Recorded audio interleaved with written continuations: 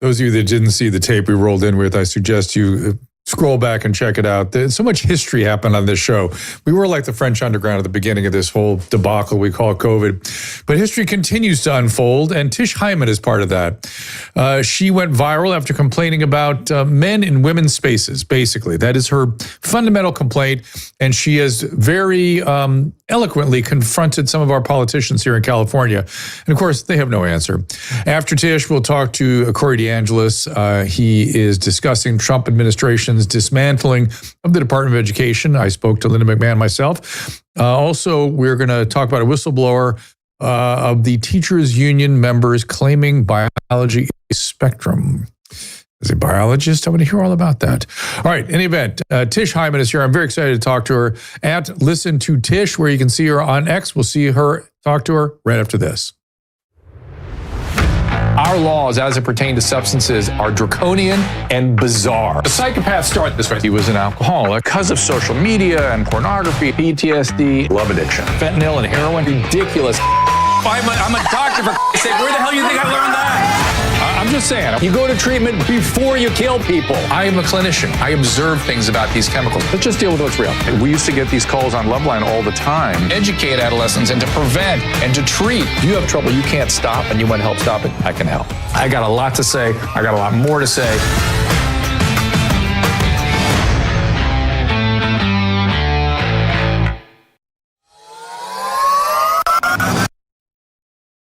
All right, I think most of you saw Tish Hyman's viral video, or maybe saw her on TMZ being interviewed by Harvey. I immediately, Susan, you want to speak about your enthusiasm for Tish? You were the one that immediately I texted Emily Barsh, our content provider over here at Ask Dr. Drew. I said, we got to get her. I just put in Tish Hyman, and she was like, oh boy. Well, I don't know if I'll be able to get her. Let's bring Tish on in. Tish Hyman at Listen to Tish. Thank you for being here, Tish. Appreciate it very much. Thank you so much for having me, Dr. Drew. Thank you, Susan. So the at Listen to Tish, is that your X or Instagram? I want to get both out there right at the top. That's everything, Tish. Listen to Tish. Listen to me. Okay. And so let's start by describing Tish. Tish the singer, Tish the performer, Tish the athlete, and then what happened to you and where we caught our enthusiasm for your frankness. Well, I'm originally from the Bronx, New York. I grew up there, born and raised. I was pretty much a battle rapper for most of my teenage years. I developed my singing voice over time and, just wrote a lot of different songs. And then I winded up getting published in about 2012 with Universal. And I've written songs for Alicia Keys, Ty Dolla $ign, Kanye West, her. I was nominated for my work. Wow. Good for you. I got a nomination for that work. And I've just been in LA for 15 years now. Just singing, writing songs, and just living my life and, just going through the ebbs and flows of life. So I winded up gaining 100 pounds after my mother passed away a few years ago, maybe almost 8 years ago. Oh, goodness. Yeah, and I was in the gym every single day, rebuilding myself because I just, like everybody goes through things in life where you just find yourself just out of touch with certain aspects of yourself and you have to take accountability. And that's what I did. So I lost 100 pounds in the gym between 2023. Diet and exercise, old-fashioned way, diet and exercise, right? Were you a workout fiend? Were you a gym fiend before that? Or is that something that came late? Throughout my life, I've always gained weight and lost weight. It's kind of interesting. Around like 10 years ago, it happened again. I was about 220 pounds and I just woke up and decided I need to lose all this weight. And I lost like 85, 90 pounds at that point. And it was all diet and exercise, just, working out a lot. I guess I fell in love with working out around then, like around 10 years ago, because I just loved it. But when I took a few losses, I ate my way back up and, I had to work my way back down. That's how it works. Now, it's Gold's Gym you were working out. And this is, I'm a huge Gold's fan. I've been, working out at Gold's Gyms myself for 30 years or something. I remember when the one in Santa Monica was the only one. And that's where Arnold and Franco and all those guys used to work out. So these are legendary gyms, but they franchised them, and they're quality gyms. But what happened to you there? Well, I was working out there, probably 5 days a week. And then sometimes I would go twice a day because I was really just trying to lose a lot of weight. And I go to the sauna after every workout. That helped with a lot of my excess skin so that I don't have it. So I was just working out all the time and everything was fine. I had a pretty good rapport with all the people that work there. It's just been lovely. And then up like maybe a month ago, the first encounter was I was in the locker room after the sauna and I was, I took a shower and I was oiling up and just getting dressed for the day. And I turned around to a man in the locker room and I was in shock. And I said, sir, like just kind of unsure what was happening. And he was just like, you can't tell me nothing, B word, I'm a woman. And then I was like, what? Right there, right like that, just for you just going, whoa, whoa, whoa. I didn't even wow, is it the same guy? I mean, same perpetrator, same assailant? Different one. Different one. He was probably in his like mid-20s. I wanted to put him over my knee when he called me up here. I'm like, what? And I was like confused. I'm like, what did you just say? Get out of the restroom. Just exit the restroom at once. And because I'm a lady, I'm like, what are you talking about? None of this really registered to me as real. So now I'm like causing the stink and the staff comes in and they're kind of like, and I'm like, what is wrong with everyone? Why is everybody looking at me like I'm crazy? Can you get them out of here? What is this? And then they tell me this thing about men being able to identify as women. And I'm like, so isn't that against the law? And they're like, no. And I'm like, well. So I go home that night. And I go back to the gym the next day. I'm thinking, this is going to be an isolated incident. There's no way this is going to happen again. And that's when I run into Alexis Black in the locker room. And now at this point, I'm like, this is madness. What is going on? And I'm like, what are you doing in here? You can't be in here. And he's like, get with it, sister. I'm a woman. You can't tell me nothing. And I'm like, what are you talking about? You have a big penis. I can see it through the tights. It's with us in this room. It's here. What are you talking about? There's no woman in front of me. And then he calls me a B. And then I'm just like, I'm ready to just like go off because I'm like, I'm not dealing with this malarkey today. It's crazy.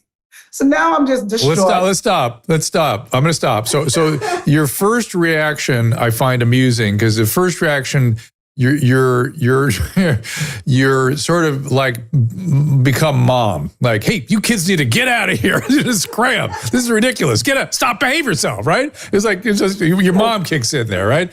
Yeah. But then you're confronted again.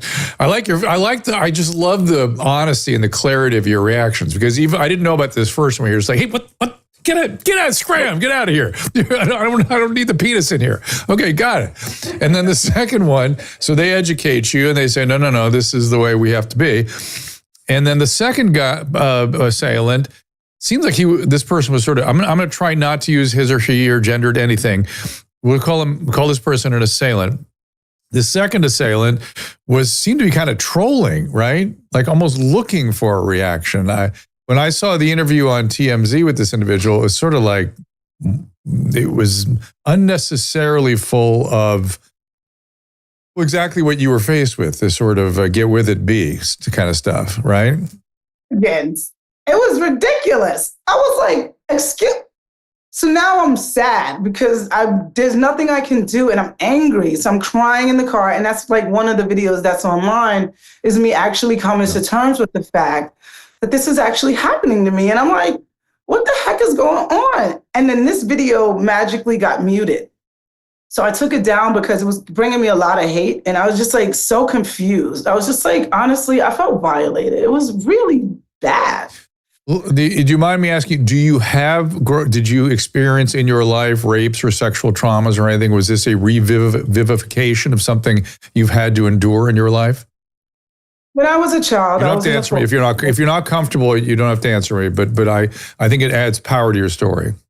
I think it's important for me to say this. It's a part of my story. When I was a child, I was in the foster care system, me and my siblings, and we all suffered, molestation and sexual assaults in there, as a lot of children typically tend to do.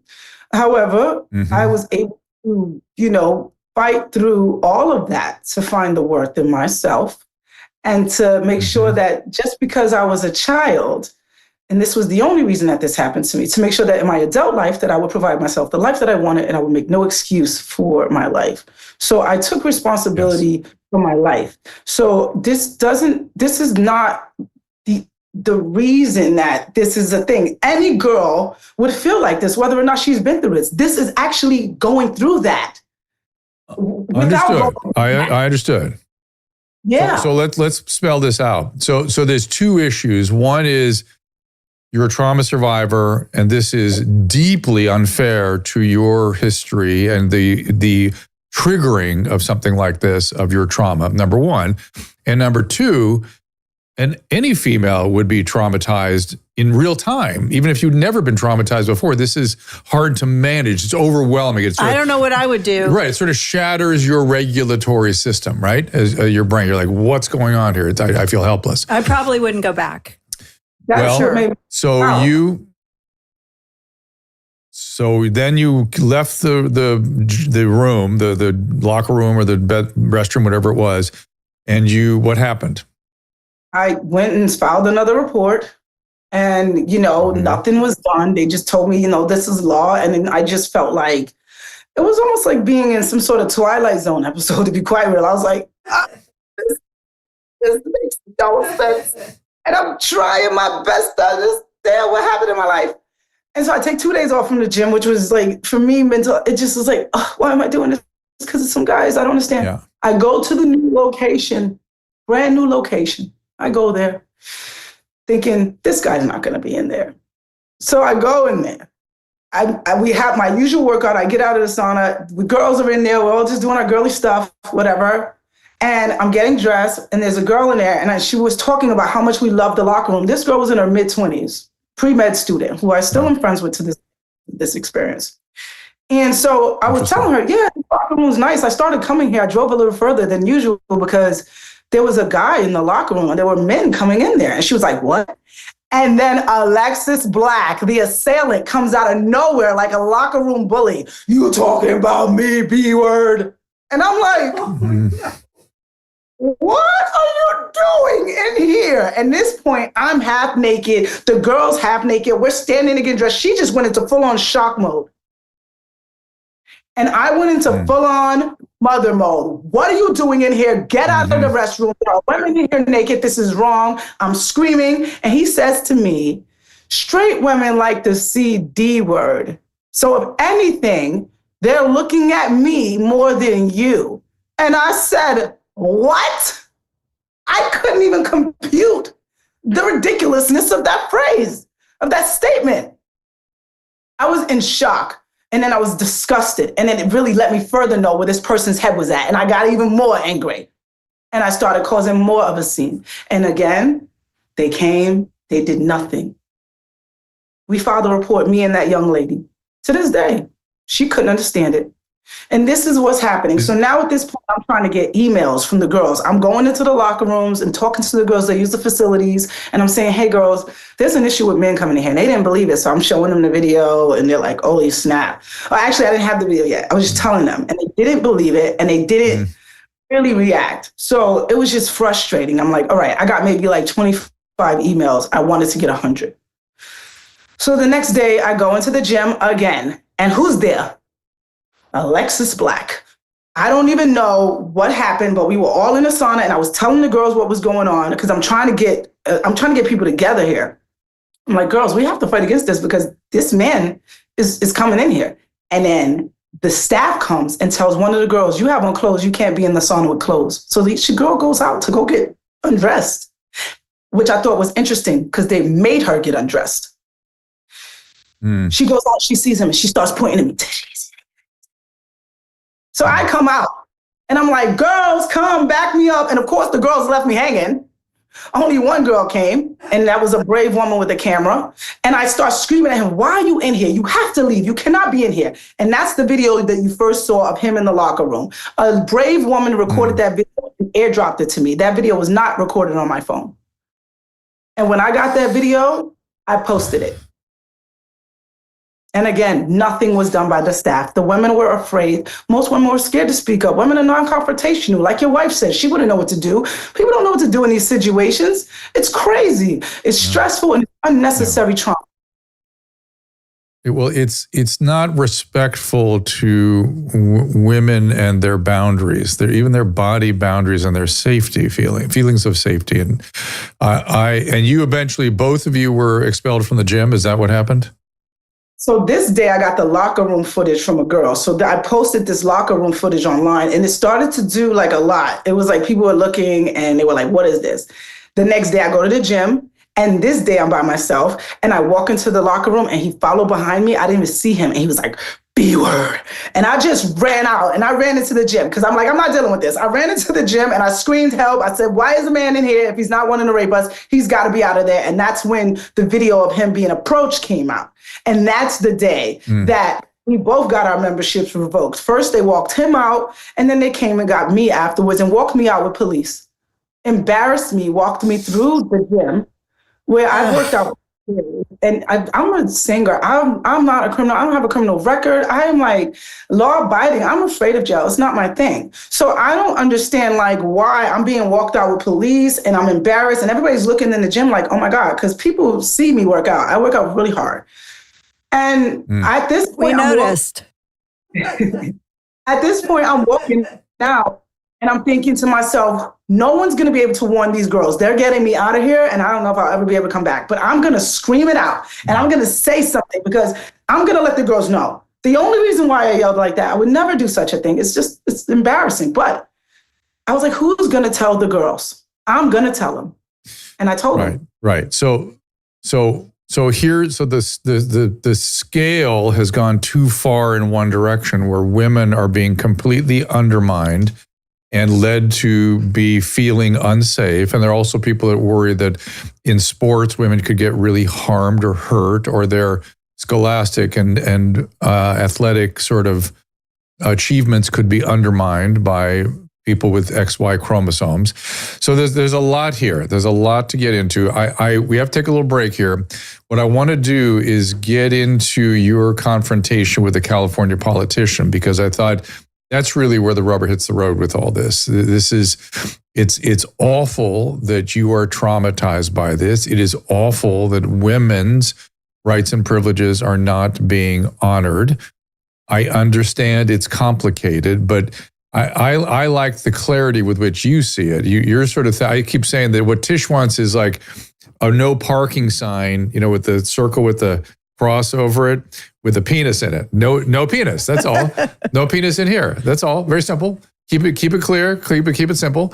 And indeed, from a standpoint of trauma and feelings of helplessness, it's very important. It's not a trivial issue. So let's take a little break here, and we'll come back with more Tish Hyman. Follow her on X. Listen to Tish. Also, and the number 2. It's listen to number 2 Tish, and also on Instagram. And we will be right back with more Tish Hyman.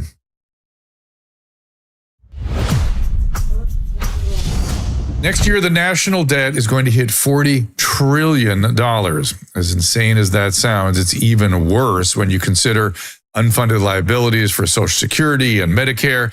If our status as the world's reserve currency suddenly changes, our nation could collapse under the weight of its debt. And as we all know, there are many forces trying hard to take down that US dollar. This is why thousands of Americans are moving portions of their retirement into physical gold and silver. Our friends at Augusta Precious Metals have put together a 3-minute report entitled Debt Will Hit $40 Trillion in 2026. Prepare your retirement now. It details how a self-directed IRA with real physical assets may be the best option in 2025. Go to drdrew.com/gold. That is DREW.com/GOLD, or text Drew, DREW, to 35052. That's 35052. And you'll get instant access to this crucial report. If you have $50,000 or more in your IRA, 401k, TSP, or other retirement accounts, consider our friends at Augusta Precious Metals to give you the information you need to make an informed decision about your retirement. It's fine to fight for our nation's future, but we all need to protect our own futures first. Read this important 3-minute report by visiting drdrew.com/gold. That is drdrew.com/GOLD. or text Drew to 35052 and see what Augusta can do for you. Ask Dr. Drew. I have no idea who Dr. Drew is. He's been watching a lot of Dr. Drew lately. Dr. Drew. Well, we've been traveling a lot, and of course, we're bringing with us the Paleo Valley staples like the grass-fed finished bone broth powder, protein powder, chocolate mind, and the incredible beef sticks to stock up for your holiday travel and to get a discount, also for gifts. Go to drdrew.com/Paleo Valley. Bone broth is, of course, delicious. Protein, collagen. We all can use more protein. And, we don't eat nose to tail, so we're not getting much collagen particularly. It's minimally processed, made from bones, not hides, and no GMOs, no pesticides, no hormones. Same goes for the beef sticks, which are fermented and made with only the purest ingredients. They are delicious, again, to stock up for the holidays. And for travel, and for hosting, and for gifting, go to drdrew.com/Paleo Valley for 15% off your first order, 20% off when you subscribe. All right, Tish Hyman is my guest, and we've been having a really interesting conversation here, and we're going to continue that conversation. Tish, so you went and you had the opportunity to very, very, I thought, respectfully address a California politician. And if you don't mind, I would like to play a little piece of that. And by the way, I'm not sure if Caleb included this one moment in the video, but it's my favorite Tish Hyman moment when you announce your name and you mic drop at the end. I thought that was magnificent. So I don't know if that is in here or not, but if it isn't, I want to point that out as my favorite moment, my favorite Tish Hyman moment. Okay, but let's see what we got here, Caleb. Listen, we need to protect women's safety. I was assaulted. Women are women. I was assaulted. No, they are not. They are men. I was assaulted by men. He broke his wife's jaw so bad she needed reconstructive surgery. I'm a lesbian. I'm not transphobic, and I'm black. So if there's another black woman in here who wants to tell me how they feel, please join in. But all of you are not. And I don't know who you are, what you are, but I'm a lesbian, and I'm telling you right now, men are harassing women in the locker room. Let's let him answer the question. I'm done. I appreciate your point of view. Thank you. I'm so sorry that you were harassed. Multiple times. And I appreciate you talking about it. I think we need to protect the safety of all women. Please. And that obviously that's incredibly important. And I also know that trans women are also brutalized in this country. So women and cisgender women are brutalized in this country, and we have to protect the safety of all women. We have to protect women. We cannot be raped in the bathrooms by men that want to say they're women. They're not women. They're not women. I'm leaving. It's okay. And then the mic drop moment ensues. But the clarity. Caleb, you cut off the good part. It's okay. The clarity is that you just have to protect women. There's no middle ground for that, right? And you're saying, again, we could get. I am actually kind of my view is sort of more moderated. I'm not all one. I mean, yes. I've treated people who have transgender identity who legitimately went through a process and are carefully selected and going through this, and they actually are very sort of they're not like Alexis. They're very like, I have to take these strong medications.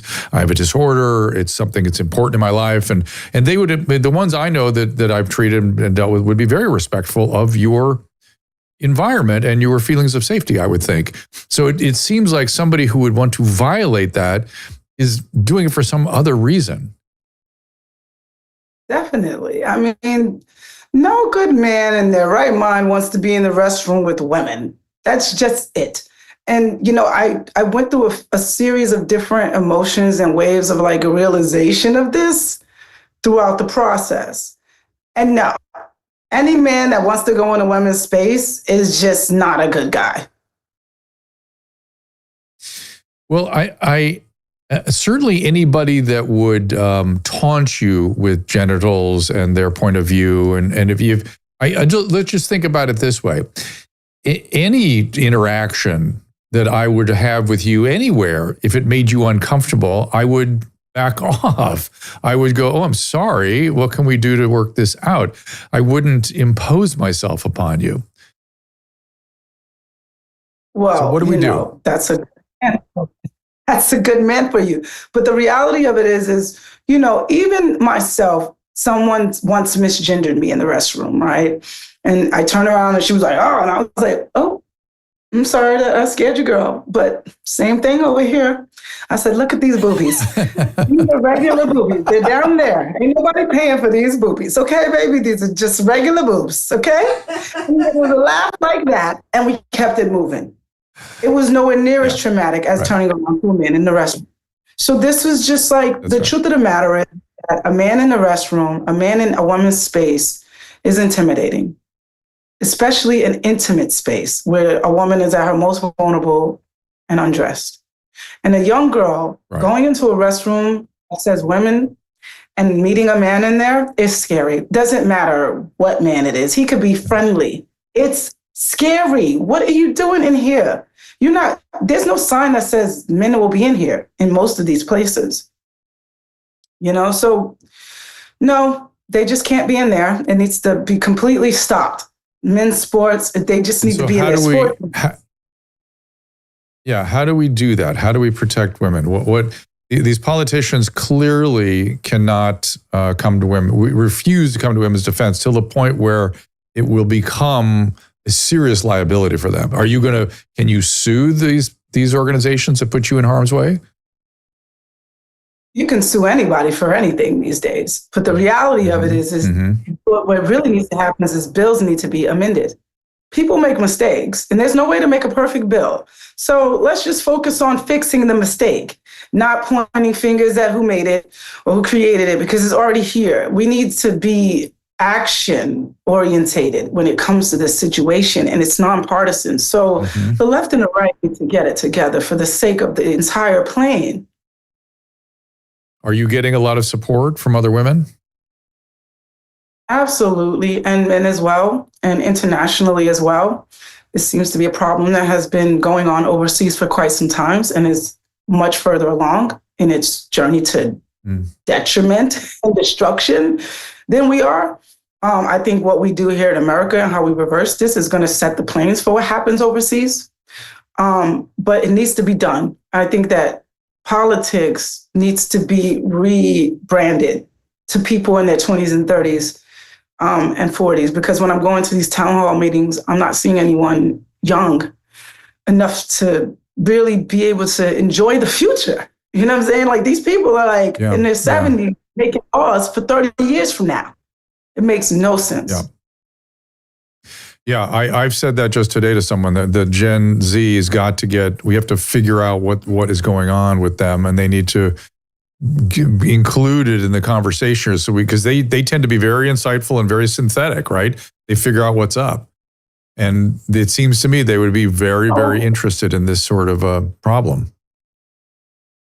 100%. I think the whole world is interested in this problem, but there seems to have been some sort of brainwashing that took place where, like, we were convinced that the majority thinks that a man can be a woman, when the majority is using their right mind and saying, absolutely not.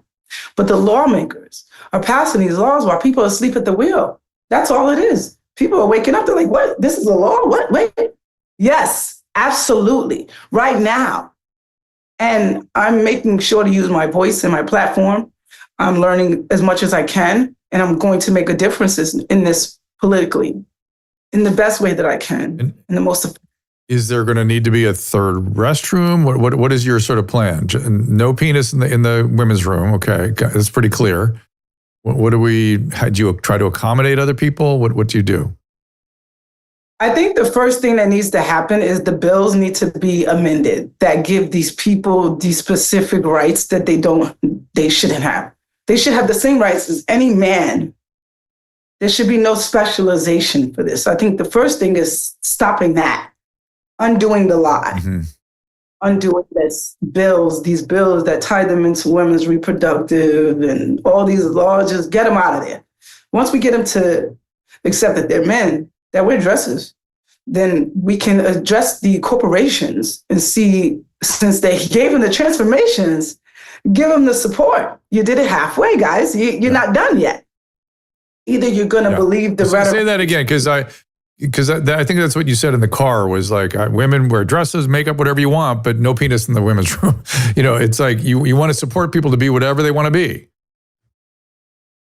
Listen, this is not an attack on men who want to wear dresses. What this is a clarification. We need to be united in truth. The truth is, these are men. They want to wear dresses, cool, but like, they're men. They're no safer than a man in overalls and with a. I don't even know how to describe this outfit because I'm such an entertainer. But the point is, they're no different from any other man. It's okay. You're wearing your dress. Have a good time. I'm so curious how to deal with this. What if it's a male that has had a genital reassignment? No penis. It doesn't matter. It's not about just the penis. A man is a man inside and out. When you're getting naked in a locker room with a person who has something different than what you have, whether it is supposed to be kind of similar, it's different. And I don't want to be in the room with someone like that and examining them with my eyes and trying to figure out, well, is that real? Does it look like mine? Is it, and I definitely don't want them looking at me and examining my parts, because regardless of whatever you think you are, you don't have these parts and you're sitting there, and no matter what, you're taking it in, and it's just this feeling of we're animals inside. We are who we are. And women didn't ask for this. We didn't say, hey, guys, come in here with us. We said, y'all can wear your dresses, do whatever y'all want, because if this is how you want to express yourself, fine. But the problem was we started lying and saying that they were trans women, and that's a lie. They have nothing to do with women. They start up as boys who think they're girls born in the wrong body, whichever explanation you want to have for it. And then they become what they think is their idea of a woman, which is nothing like a woman, because they don't know what a woman is. So they're just creating a man's version of a woman, which isn't a woman, it's a man's version of whatever that is. It's just too much confusion. Like, why do we have to get a whole trans education? Just get out of the bathrooms. It's ridiculous. I'm sorry. I'm trying so hard to eloquently talk about this, and it's like, what are we talking about? It's crazy. I have a hard time, like when you go to restaurants in New York, it's always men and women in the same place. Yeah. I always get really like, my feathers ruffled a little bit when I come around the corner and there's a guy standing there. And then also, I've accidentally walked into men's rooms so many times, and it just throws me for a loop. I'm like, oh my God, I went into the men's room, because there's a guy at the urinal, and I'm like, oh my God, I've invaded his space. But we live in a world where there's a group of people that believe everything is socially constructed. Nothing is biological. Nothing is intrinsic. And I hope we're coming out of that biology has a role. That's one thing I'm going to talk to Corey about in a minute. But biology is real. Biology exists. And disorders exist too. I understand people can have a gender dysphoria, need to switch and take some very powerful, dangerous hormones and maybe go through some very dangerous surgeries. But these are not trivial matters, and my profession needs to get that right. And the women should be protected along the way. Are you getting, now I've seen more sort of online traction around the gay and lesbian community wanting to divorce from the trans community. Are you getting any pushback from the LGB world, or is it supportive, or both? How's that working?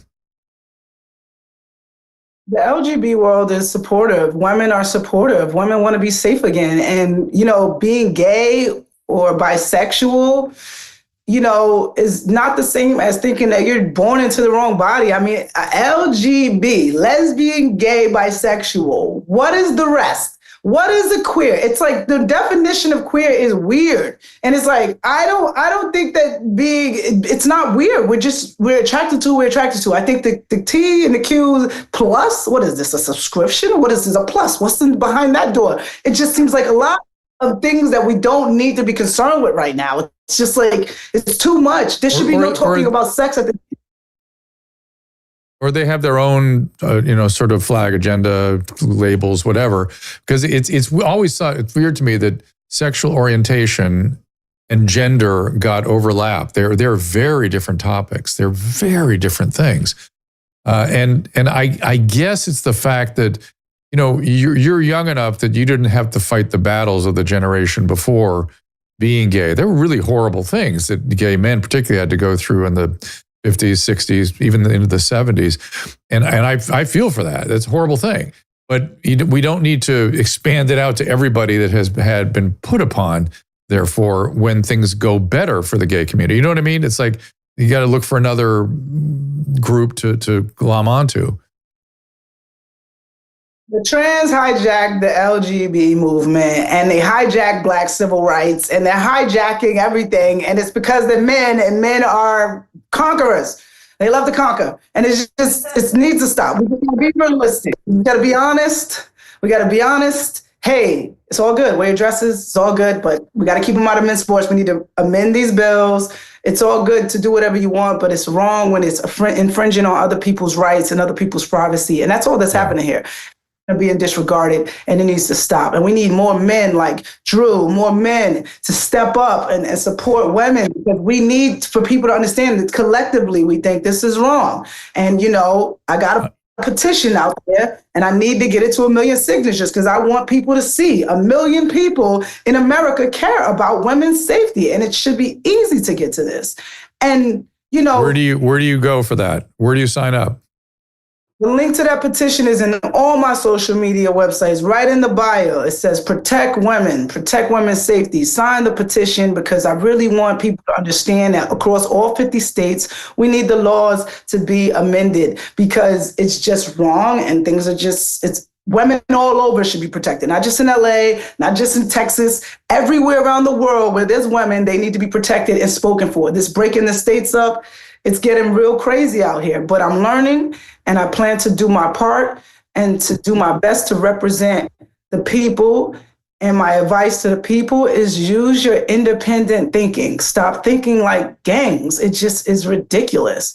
Wiener, all these politicians, like, stop being concerned with them and be concerned with the bills and the laws that they are passing, because that's all that matters. Yep.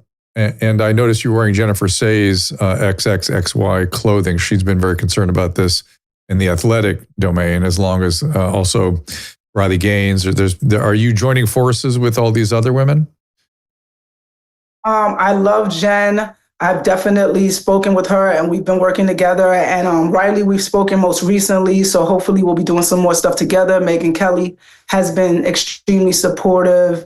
And I want to thank all of the people that have been speaking about this and being brave and coming out and speaking about this, even if it wasn't inspired by me, if it was, whatever it was, I'm glad you're coming out and speaking it. And I'm so happy to have all the supporters. I don't care if you're from red or blue. This is a nonpartisan issue. So let's come together, you know, but I do appreciate it. And I do have plans to do as much as I can. Your clarity is infectious. And you are definitely the right person to deliver that kind of a message. And so it's very contagious, very contagious. And I hope you see it through on behalf of women. And I hope you get a large coalition of women who join you, because women are being strangely undermined in so many ways. It's like the denial. I think the denial of biology has caused us to poorly serve women. And I mean that on many fronts. I don't mean that just in this particular domain, whether athletics, even in workplace, by denying what is real and different between men and women, we disempower what is real about women. We make them have to be men, and they've got something much more going on. And we should honor that and value that and protect that. And, there we are. And there you are, Tish. So right in the middle of it.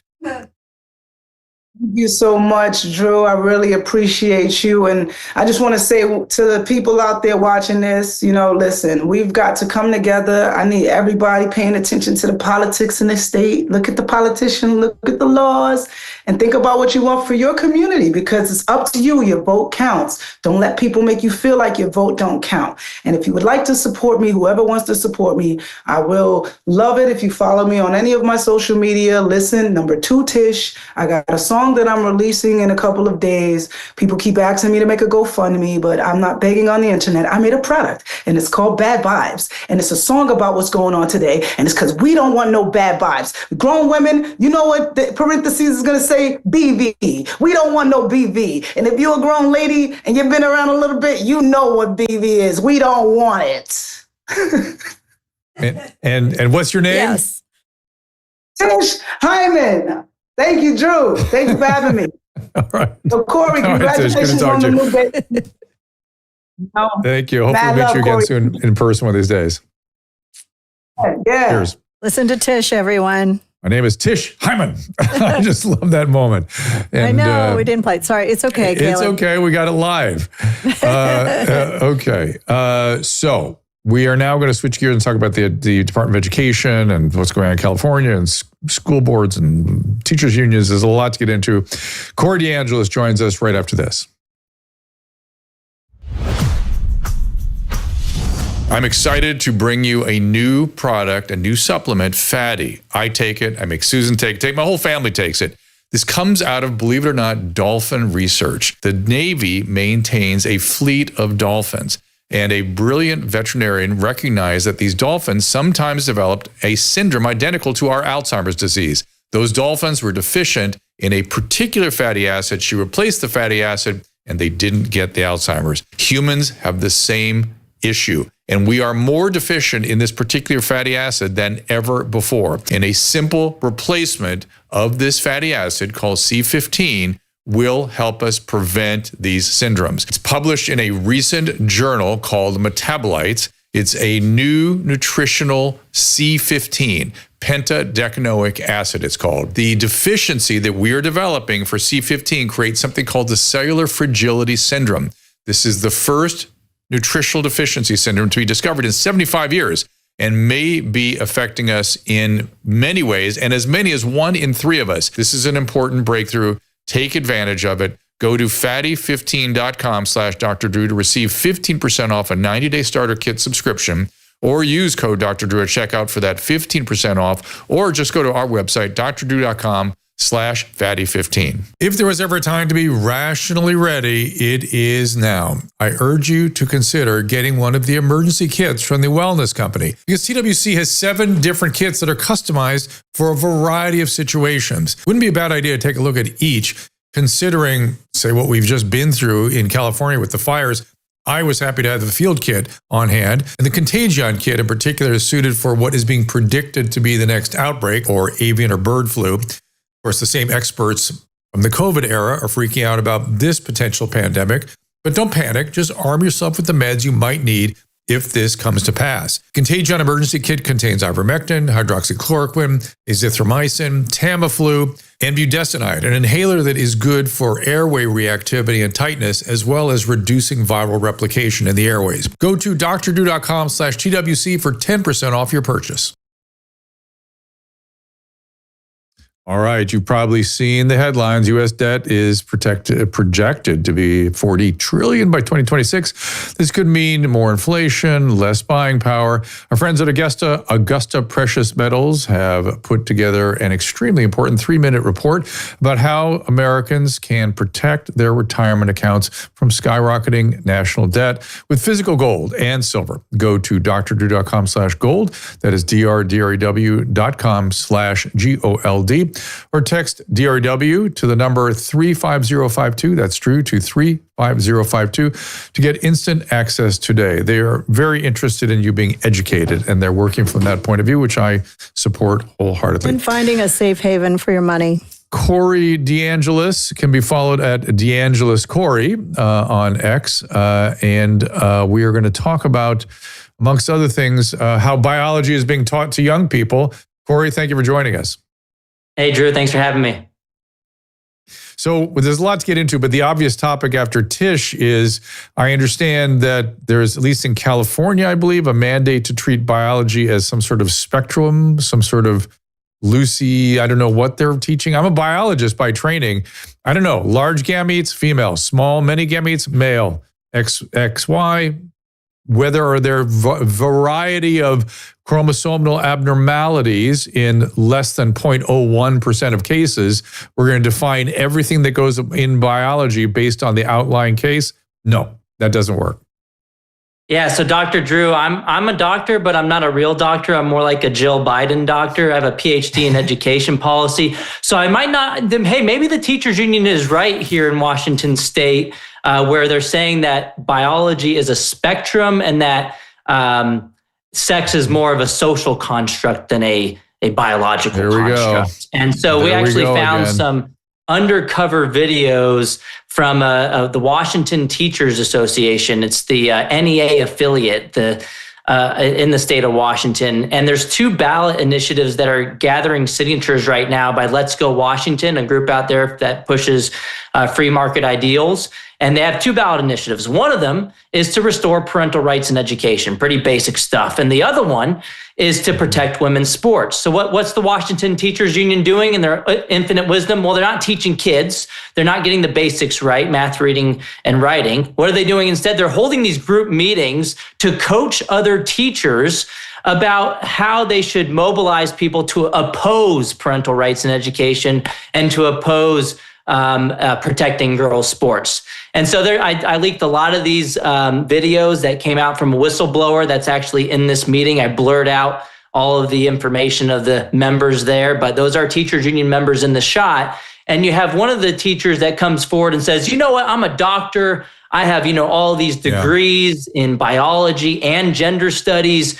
And, we can't protect girls' sports because biology is a spectrum, and all these things that they do to test, like look at the genitals and do all of these, other procedures. They might conflict with one another, and they start getting into the intersex stuff, and they use these outliers to say, well, we can't protect any girls' sports because who's going to know? We don't know if the boy is actually a boy playing in the girls' sports. It's just we're just guessing, and that's what the doctors do at birth. They're just guessing the birth. It's not actually, you can't figure it out. So they try to make it as complicated as possible. We looked up the donations of who's funding the effort to go against these initiatives in Washington. The teachers union is the number one person funding, or a group funding the efforts against the ballot measures to restore parental rights in education and to protect women's sports. That was just one of the videos that came out, by the way. I shared some other ones. One of the other teachers in the group was brainstorming and saying, when we're messaging this against these ballot initiatives, we should remind everybody that these aren't Olympic style athletes that we're talking about. These are middle school volleyball girls. Who cares about them? They were trying to say it's not a big deal because this isn't the Olympics. They're not setting records or anything. But if anything, you can make the opposite case that the younger girls should be even more protected because they're not adults yet. They're not. They're more susceptible to injury, and you can go and so on and so forth. But it's just crazy. You see all these other headlines of the teachers unions have just been pushing their far left agenda more than anything else nationally. Randy Weingarten is pushing a book right now called Why Fascists Fear Teachers, where she compared America to Nazi Germany when she went on MSDNC the other day. She said that she wears a paperclip because the teachers in Norway during Nazi occupation, during the Nazi period, they used to wear paperclips to protest against Nazi occupation. So she wears paperclips all the time now too. And by the way, she copied my book cover. Her book cover is the same as mine. And she was on a podcast recently saying, that's just a coincidence. I didn't plagiarize him. A lot of books have these kind of book covers with the whitish background and the blue and the red. And if you see her book cover, it looks exactly the same. It's not a coincidence. And there you have it. There's a clip of her attacking me as well. He stalks me. So there was 4,000. There was one year, I think, he tweeted at me 4,000 times. You're so weird, Corey. How dare you? She's just so wrong all the time. Yeah, there's her book. It looks exactly like mine. Mine came out a year before her. Yep. But yeah, the podcast host basically asked, so did you copy his book? And of course, she's not going to admit that. But 4,000 times I tweeted out at her that year that she was talking about this. I guess she was referencing last year or something. And by the way, she actually has a person named Asher that works at the union that she hired to keep track of how many times I responded to her on Twitter. I thought it was 5,000 or 6,000 times, Dr. Drew, because she's wrong many more times than 4,000. I only reply to her when she's wrong. But right. Yeah, it's just, I guess if you're catching flack, you're over the target. At her annual convention last year, she had on in Washington, D.C., on the projector behind her, a list of her 3 primary enemies. One was Betsy DeVos, one was Chris Rufo, And then the last one was yours truly. Well done. Congratulations. Like you said, you must be over the target. That's where the flack is the most intense. So what needs to be done? How is it parental rights? Is that what needs to be reinforced so parents can assert themselves against this power? Well, the red states are figuring out, and these are the ones that are less controlled by the teachers union. Some Republicans are in the pocket of the teachers union. For example, President Trump's administration just recently announced an additional move to further dismantle the Department of Education by signing 6 interagency agreements to move things out of the Department of Education and into other departments so that it becomes an easier lift for Congress to totally eradicate that department once and for all. I will say it was created in 1979 as a political payoff by Democrat Jimmy Carter to the teachers union. The NEA, he wanted their endorsement, the largest labor union in the country. And again, they've been so political that 99.97% of the campaign contributions from Randy Weingarten's union went to Democrats the last election cycle. The teacher union is more of a money laundering operation than an academic institution. And they're not really concerned about educating kids. And so a couple of things that we can do, or what the red states are doing with leading on the issue of school choice, the money doesn't belong to the government schools that you're assigned to based on your address. The money's supposed to be meant that we pay for in taxes for educating the kid. And so the basic kind of policy mechanism is to allow that funding that's meant for your child to follow the kid to the school that works best. And that could be a public school if you like. If you like your public school, you can keep it. But if not, you should be able to take that money to a private school, charter school, or a home-based education option, which leads to competition. It's a rising tide that lifts all boats. It improves the outcomes in the public schools because they have to up their game. They have to think about things. Right. And instead of labeling parents as terrorists or cutting off their mic, they have to actually treat them as a customer, as a partner in the relationship, as opposed to an enemy. And so that's one way to do it. And the other thing is teachers need to leave the union and join alternatives like the Teacher Freedom Alliance, especially in blue states. Teachers have been brainwashed. It's almost a form of Stockholm syndrome that they think they need the teachers union because they provide personal liability insurance. But the Teacher Freedom Alliance is giving that away for free. It reminds me of the American Medical Association, which was just a physician lobby group. It no longer has any utility for any physicians under almost any circumstances. So very few doctors actually belong to the AMA. People don't understand this. We belong to our professional societies, the American College of Physicians, American College of Surgeons. The AMA is just this relic of some lobby group from the past. Seemed like the teachers union needs to go the same way. Let's switch over to the Department of Education and Linda McMahon. I had the opportunity to speak to her in Washington. Caleb, I don't know if you have that B-roll. We don't have to get into that interview so much, but she essentially told me, she didn't say this specifically, but she said, I'm here to dismantle the Department of Education. This is ridiculous. We spend more money than anybody. We get worse outcomes than anybody. This is not a functioning department. What's happening now? Yeah, it should have never been born. It should have never been created. It was a political organization from the start, and they had their stated purpose of closing achievement gaps. They haven't done that because it was never about improving academics. That was just kind of a charade. And they've thrown more money at the problem.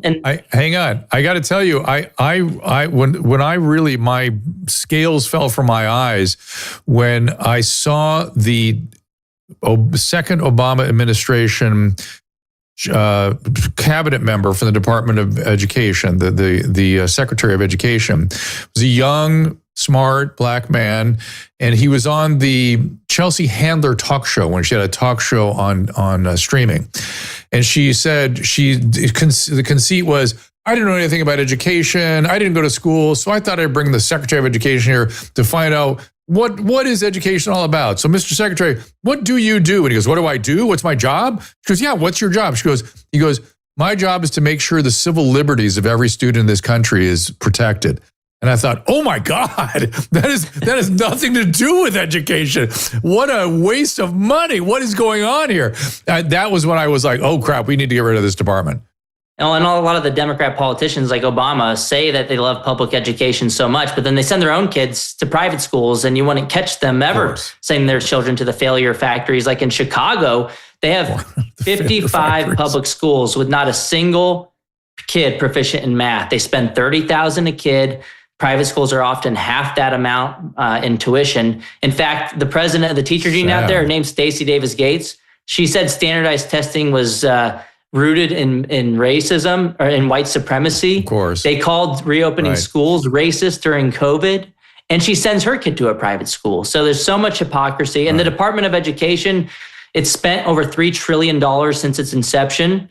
It hasn't done anything to improve academic outcomes. In fact, we've had decades of learning loss post-COVID. And in places like Chicago, they've lost about 10% of their student enrollment since 2019. But guess what they've done? They increased staffing by 20%. And the most recent year of data shows that they've spent about $8 million on travel expenses, which is doubled pre-pandemic levels. It's just crazy. It's a job. Seems to me there's nothing. I don't know of anything more racist than allowing African-American children to languish and not get properly educated. That is the most racist notion and the most handicap. How do you handicap a population?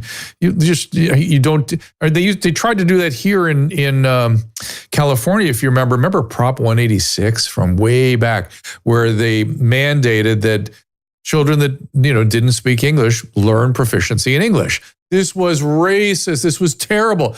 And of course, the kids came around in 6 months. There was no problem. They learned English, as opposed to being handicapped because they didn't speak the language of the country they're trying to get jobs in.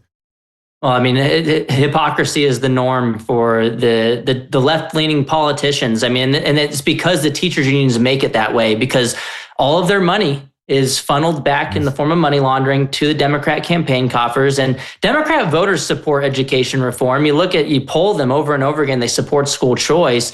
And I really think that school choice parents tipped the governor's race for DeSantis in 2018, at least, because his opponent wanted to get rid of the voucher program. But yeah, you're right. I mean, this idea of systemic racism, it's so obvious in the public school system, but that term is just used as a hammer by the left to silence people that they don't like or policies that they don't like. But then they give the public school system a pass. And then their only solution is to throw more money at it, which has never worked. We've increased per student spending by 108% in real terms since 1980, since the Department of Education started. Have the outcomes gotten 108% better? No, they've gotten worse. And so, of course, the thing is, politicians don't respond to logic. They respond to power dynamics. And there's so many of them that are owned by the teachers unions. They have to be hypocritical. They send their own kids to private school, and then they fight against anyone else having that same opportunity. Maybe it's elitism. Maybe they think, oh, well, I know how to choose. I'm smart. I'll figure it out. But those low-income parents, they think, don't have the ability to choose for their own kids, which is totally elitist, because low-income parents, too, they know their kids better than anybody else, and they have the best incentive to get the decision right. It's their kids. They have to live with them for the rest of their lives. They're going to choose right. Ultimate racism, ultimate classism, ultimate elitism. It does not get any more elitist than that. I was just looking up a evolutionary biologist, a psychological evolutionary biologist named David Buss. I thought he was in Washington, but I guess he's now down in Texas. But I looked him up because I thought, wow, Washington has one of the great biologists who has worked on the differences between the XY and XX organisms, and but he's had to. I got chased out of that great state of Washington. Well, I live in Texas, so he came to my home state, and that's great. The land of freedom, and we just passed the universal school choice program this year, and it's going into effect. Parents can start applying. I guess what's going to happen is the proof will be in the pudding. I mean, people just look at the data. I mean, where are things going better? Where are they going better? Well, and where are people voting with their feet? They're going to states that have school choice. Of course. It's my buddy Adam Carolla calls safe spaces and octagons. He goes, the world's just going to be safe spaces and octagons. Texas is going to be an octagon where people who diet, exercise, fight it out. And the safe spaces states are going to start coming to the octagon states for assistance eventually, because it's going to get so bad. They're just going to fall apart. And I noticed, was it California? Somewhere wants to start chasing people when they move for a percentage of their, not just income, their net worth. This is that's draconian crazy. times. I mean, it's great that we have laboratories of democracy and you have these theories about Tebow competition that the politicians are going to listen when people vote with their feet. But, the individual politician, I don't think really cares if they have net, people leaving the state, right? I mean, the overall government maybe does but the governments don't have incentives. People have incentives. And so it would be great. I mean, the Republicans are going to win seats in Congress for having better policies. I mean, Florida's expected to win seats in Congress in the next census. I wish the census was done every 5 years instead of 10 years so that we could have more better representation for states that are gaining people who actually want to live there. They'll have more seats in Congress.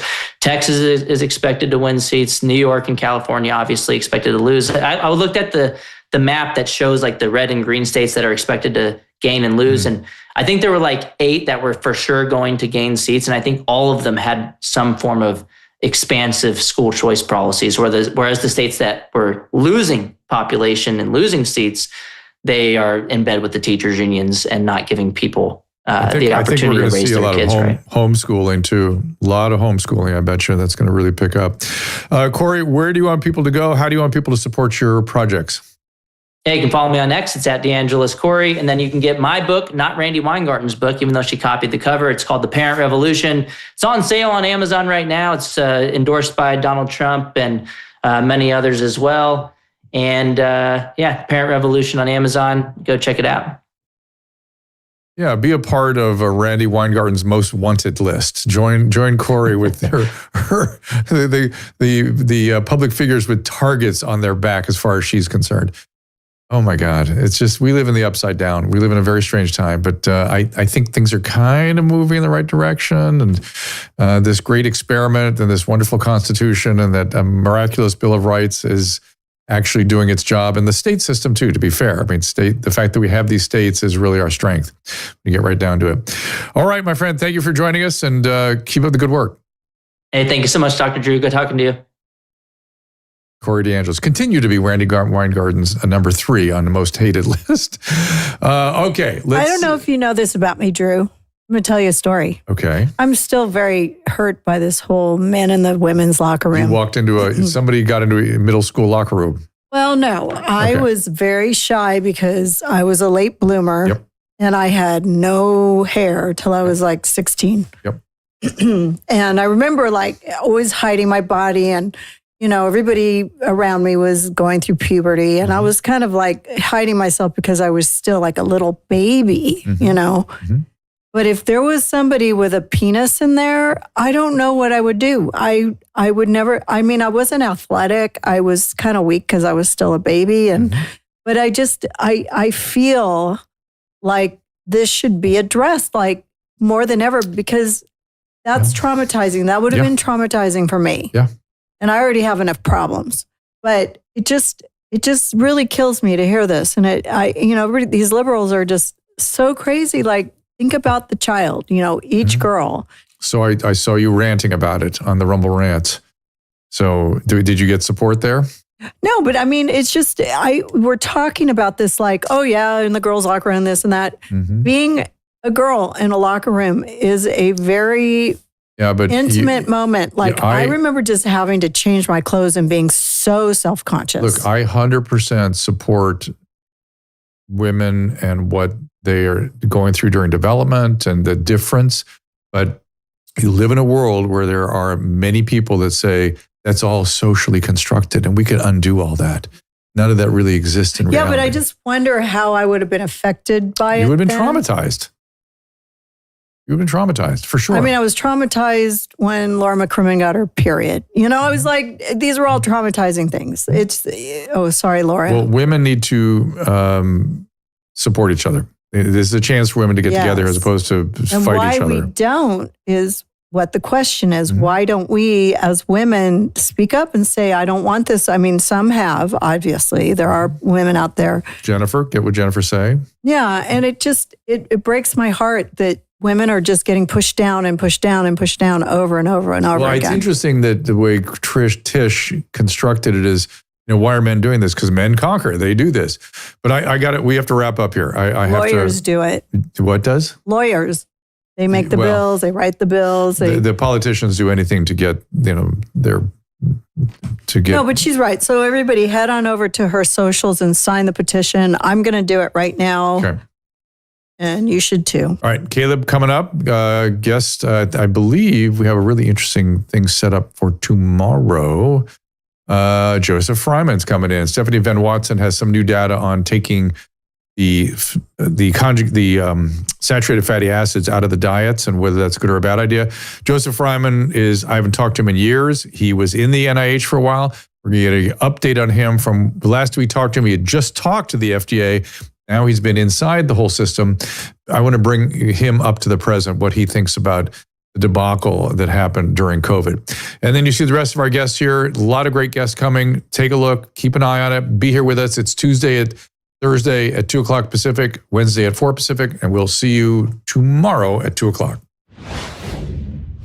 Ask Dr. Drew is produced by Caleb Nation and Susan Pinsky. Emily Barsh is our content producer. As a reminder, the discussions here are not a substitute for medical care, diagnosis, or treatment. This show is intended for educational and informational purposes only. I am a licensed physician, but I am not a replacement for your personal doctor, and I am not practicing medicine here. Always remember that our understanding of medicine and science is constantly evolving. Though my opinion is based on the information that is available to me today, some of the contents of this show could be outdated in the future. Be sure to check with trusted resources in case any of the information has been updated since this was published. If you or someone you know is in immediate danger, don't call me, call 911. If you're feeling hopeless or suicidal, call the National Suicide Prevention Lifeline at 800-273-8255. You can find more of my recommended organizations and helpful resources at drdrew.com/help.